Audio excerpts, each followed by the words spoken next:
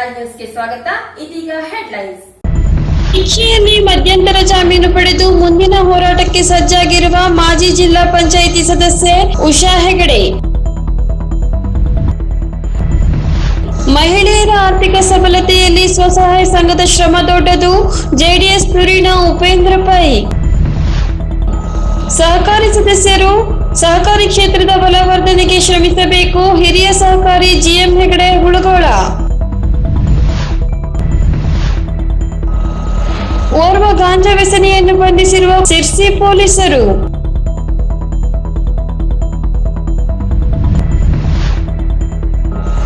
ವಿವಿಧ ಬೇಡಿಕೆಗಳ ಈಡೇರಿಕೆಗಾಗಿ ಅನಿರ್ದಿಷ್ಟ ಕಾಲ ಮುಷ್ಕರ ಕೈಗೊಂಡಿರುವ ಗ್ರಾಮಾಡಳಿತಾಧಿಕಾರಿಗಳು.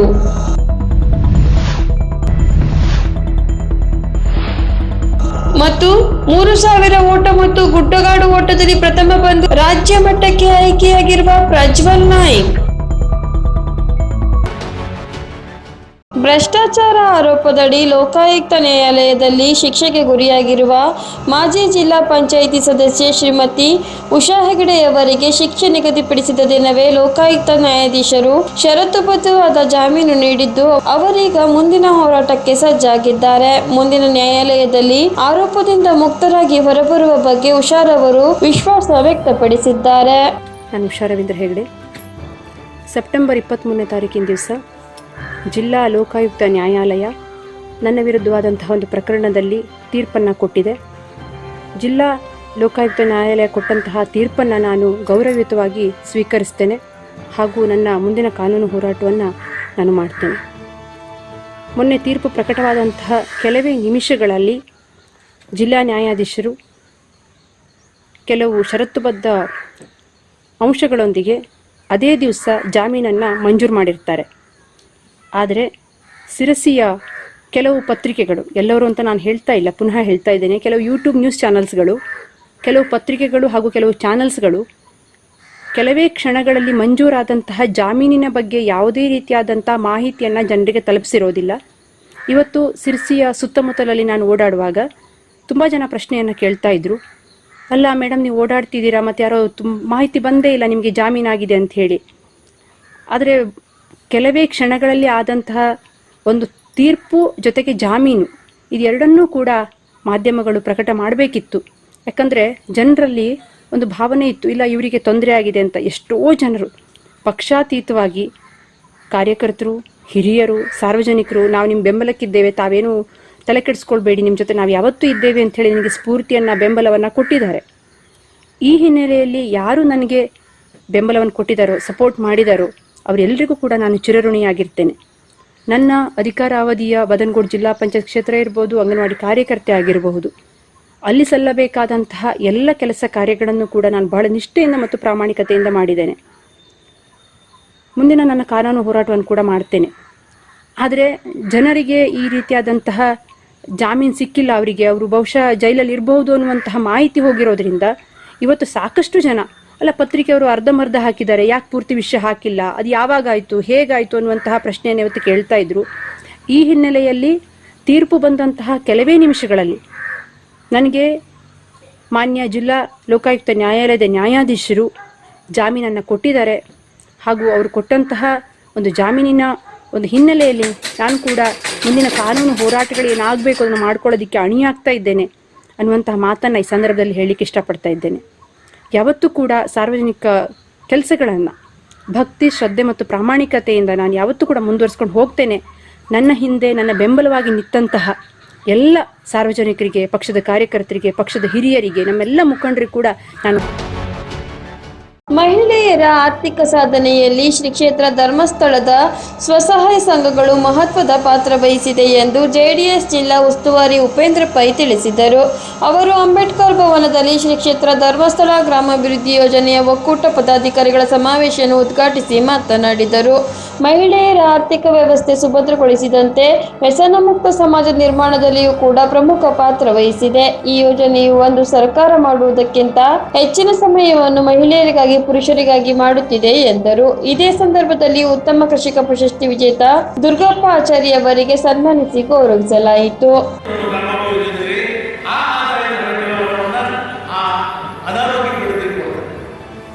ಇನ್ನು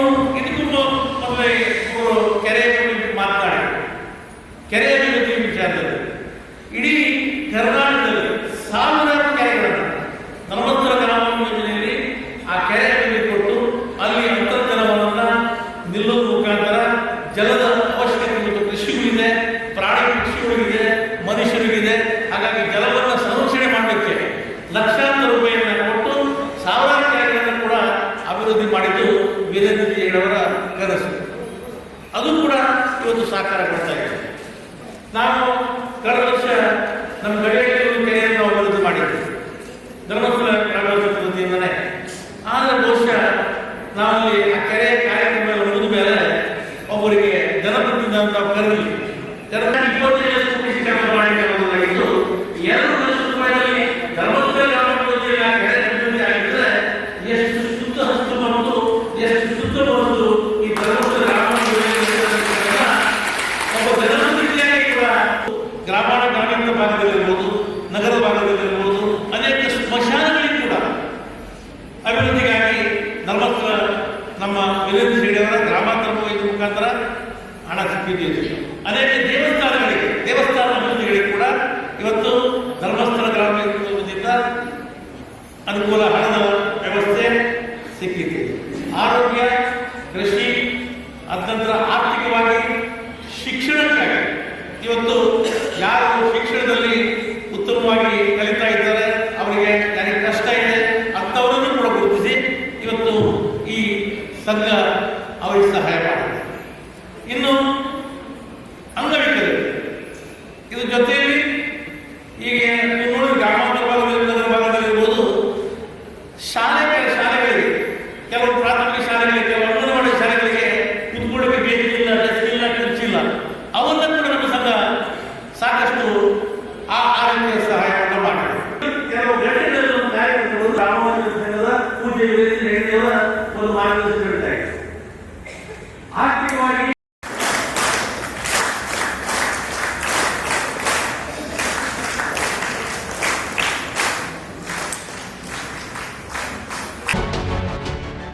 ಸಹಕಾರಿ ಕ್ಷೇತ್ರದ ಮೂಲಕ ಜಿಲ್ಲೆಯ ಜನಸಾಮಾನ್ಯರ ಆಶೋತ್ತರಗಳು, ಅಗತ್ಯತೆಗಳನ್ನು ಪೂರೈಸುವ ಕಾರ್ಯವನ್ನು ಸಹಕಾರಿ ಸಂಘ ಸಂಸ್ಥೆಗಳು ಮಾಡುತ್ತಾ ಬಂದಿವೆ. ಅದರಂತೆಯೇ ಸದಸ್ಯರು ಕೂಡ ಸಹಕಾರ ಕ್ಷೇತ್ರದ ಬಲವರ್ಧನೆಗೆ ಶ್ರಮಿಸಬೇಕೆಂದು ಹಿರಿಯ ಸಹಕಾರಿ ಜಿಎಂ ಹೆಗ್ಗಡೆ ಹುಳುಗೋಳ ಆಶಿಸಿದರು. ಸಿರ್ಸಿಯ ಟಿಎಂಎಸ್ ಸಭಾಂಗಣದಲ್ಲಿ ಸೋಮವಾರ ನಡೆದ the Chetana printing and publishing cooperative ಸೊಸೈಟಿಯ 36ನೇ ವಾರ್ಷಿಕ ಸರ್ವಸಾಧಾರಣ ಸಭೆಯನ್ನು ಉದ್ದೇಶಿಸಿ ಮಾತನಾಡಿದರು. ಇದೇ ಸಂದರ್ಭದಲ್ಲಿ ಸಂಘದಲ್ಲಿ ಕಳೆದ 34 ವರ್ಷಗಳಿಂದ ಕಾರ್ಯನಿರ್ವಾಹಕನಾಗಿ ಸೇವೆ ಸಲ್ಲಿಸಿ ನಿವೃತ್ತರಾದ ಪ್ರಭಾಕರ್ ಹೆಗ್ಗಡೆ ಕಂಪ್ಲಿ ದಂಪತಿಗಳನ್ನು ಇದೇ ವೇಳೆ ಸನ್ಮಾನಿಸಲಾಯಿತು. ಜೊತೆಯಲ್ಲಿ ಹಿರಿಯ ಸಹಕಾರಿಗಳಾದ ಎಸ್ಪಿ ಶೆಟ್ಟಿ ಸಿರ್ಸಿ, ಟಿಎಂಎಸ್ ಸಿರ್ಸಿಯ ನಿವೃತ್ತ ಮುಖ್ಯ ಕಾರ್ಯನಿರ್ವಾಹಕರಾದ ಎಂಎ ಹೆಗ್ಗಡೆ ಕಾನ್ಮುಸ್ಕಿ ಅವರನ್ನು ಸನ್ಮಾನಿಸಿ ಗೌರವಿಸಲಾಯಿತು.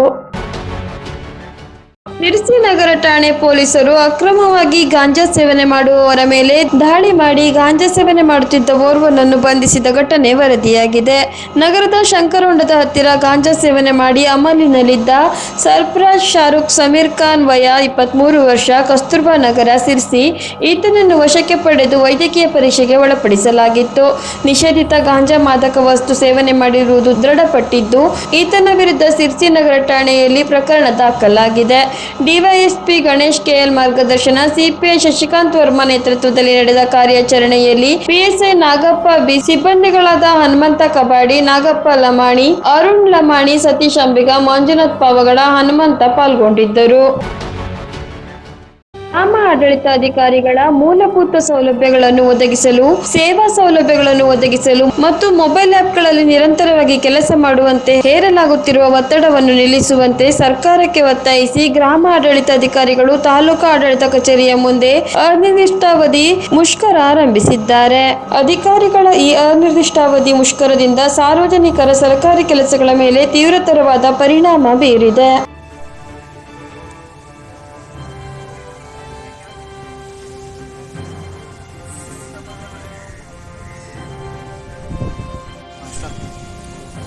ನನ್ನ ಹೆಸರು ಹರೀಶ್ ನಾಯ್ಕ್, ಜಿಎಂ, ಸಿದ್ದಾಪುರ ತಾಲೂಕು ಆಫೀಸಲ್ಲಿ ಗ್ರಾಮ ಆಡಳಿತ ಅಧಿಕಾರಿ ಅಂತ ಸೇವೆ ಮಾಡ್ತಾ ಇದ್ದೀನಿ ಮತ್ತು ಜಿಲ್ಲಾ ಸಂಘದಲ್ಲಿ ಸಂಘಟನಾ ಕಾರ್ಯದರ್ಶಿ ಇದ್ದೀನಿ.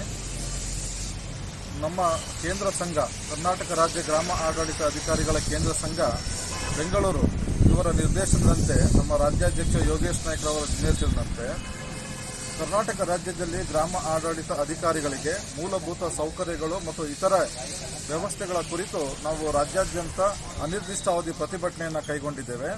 ಈಗಾಗಲೇ ಕರ್ನಾಟಕ ಸರ್ಕಾರವು 17ಕ್ಕಿಂತ ಹೆಚ್ಚು ಮೊಬೈಲ್ ಆ್ಯಪ್ಗಳನ್ನು ಬಿಡುಗಡೆ ಮಾಡಿದೆ. ಆದರೆ ನಮಗೆ ಯಾವುದೇ ತಾಂತ್ರಿಕ ಸೌಲಭ್ಯಗಳನ್ನು ಕೊಟ್ಟಿರೋದಿಲ್ಲ, ಮೊಬೈಲ್ಗಳನ್ನು ನೀಡಿರುವುದಿಲ್ಲ.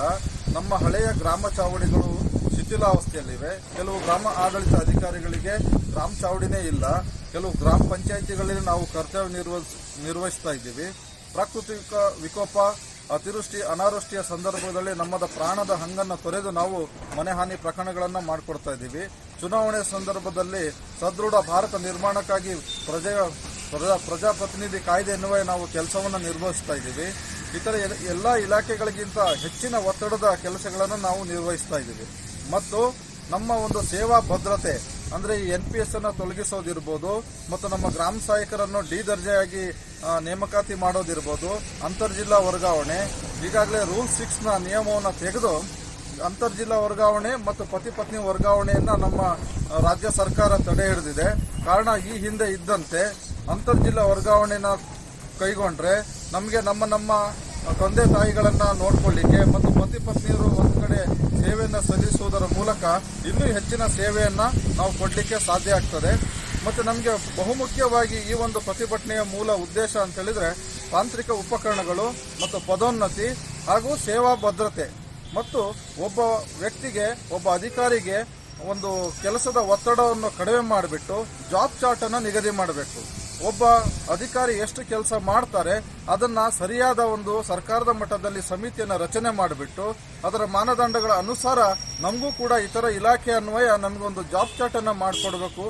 ಹಾಗಾಗಿ ಹೆಚ್ಚಿನ ಒತ್ತಡವನ್ನು ಹೇರದೆ ಸರ್ಕಾರವು ನಮ್ಮ ಒಳಿತಿಗಾಗಿ ಹಾಗೂ ಭವಿಷ್ಯಕ್ಕಾಗಿ ನಮಗೆ ಉತ್ತಮವಾದಂತಹ ಮೂಲಭೂತ ಸೌಕರ್ಯಗಳನ್ನು ನೀಡಿದ್ದೇ ಆಗದಲ್ಲಿ ನಾವು ಸರ್ಕಾರದ ಯಾವತ್ತೂ ಕೆಲಸಗಳಲ್ಲಿ ಅತಿ ಹೆಚ್ಚಿನ ಪ್ರಗತಿಯನ್ನು ಸಾಧಿಸಲಿಕ್ಕೆ ಕಾರಣ ಆಗ್ತದೆ ಅಂತ ಹೇಳ್ತಾ ನಮ್ಮ ಒಂದು ಮಾತನ್ನ.